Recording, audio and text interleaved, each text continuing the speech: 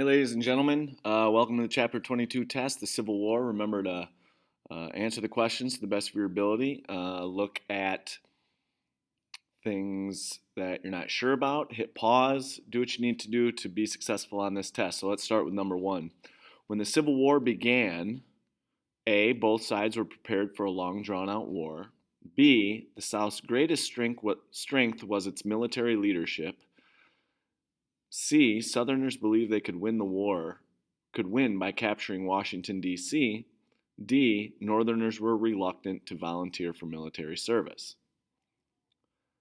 Number two, hopes on both sides for a quick victory ended with the A, battle between the Merrimack and the Monitor, B, Battle of Gettysburg, C, Battle of Bull Run, D, Battle of Antietam.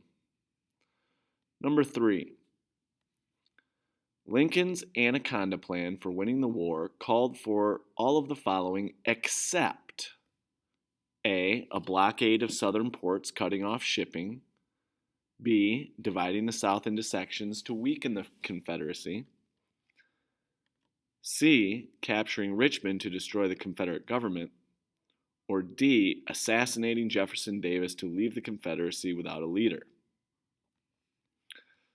Number four, Lincoln's Emancipation Proclamation declared A, all slaves to be forever free, B, slaves in Union slave states to be free, C, slaves in Confederate states to be free, or D, slaves in U.S. territories to be free.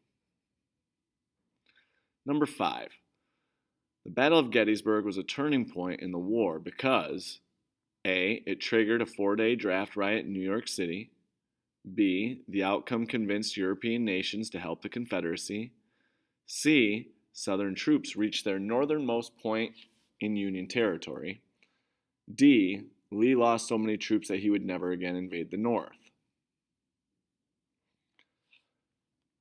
Number six, with the fall of Vicksburg, Union forces A, gained control of the Mississippi River, B, proved the value of ironclad ships, C, showed that black soldiers could fight, D, controlled all southern ports. Number seven, General Tecumseh Sherman's march through Georgia was A, a defeat for both armies, B, an example of total war, C, the bloodiest battle of the war, D, a turning point in the war.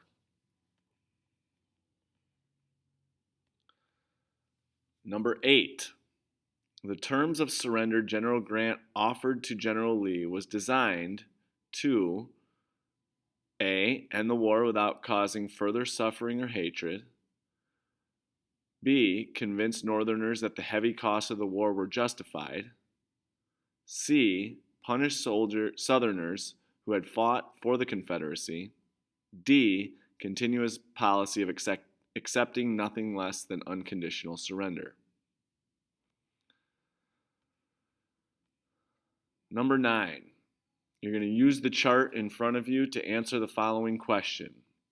When the Civil War began, the North had an advantage in terms of A, towns and cities, B, imports and exports, C, slaves and farms, D, mills and factories.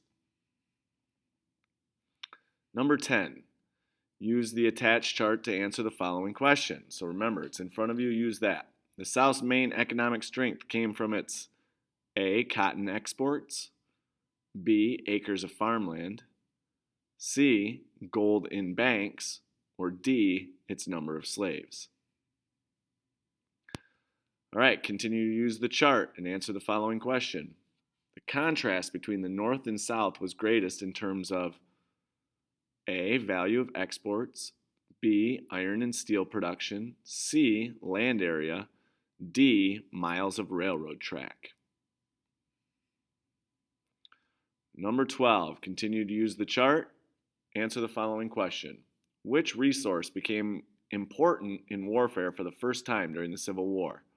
A, farmland, B, miles of railroad track, C, population, D, iron and steel production.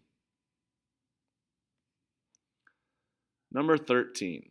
Continue to use the chart, answer the following question. From this chart, one might conclude that A, the North could raise an army 5 times larger than the South. B, the South was economically stronger than the North. C, the North was better equipped to fight a long war than the South. D, the South was more industrialized than the North. Now, take a look at the document that you have in front of you. Take a moment to read through that and answer the following questions. This letter was written during A, the Battle of Antietam, B, the Siege of Vicksburg, C, assault on Fort Wagner, D, burning of Atlanta. Number 15. Continue to use the attached document in front of you and determine the word battery in this passage is used to mean a cell that produces an electric current, B, a set of guns or other heavy artillery, C, the unlawful striking of another person, D, an impressive group or body of people. Continue to use the document. Answer the following question for number 16. What did Douglas hope for if he died in the upcoming battle? A, to die quickly and painlessly. B, to die calmly with dignity. C, to take enemy troops with him. Or D, to die attacking, not retreating. Number 17. Use the attached document. So use the one in front of you still for number 17.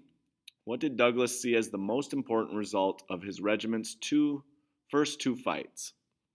A, the men gained combat experience. B, the men learned how to avoid shells. C, the men proved that they could fight. D, the men were able to retreat safely. And the last question about this document.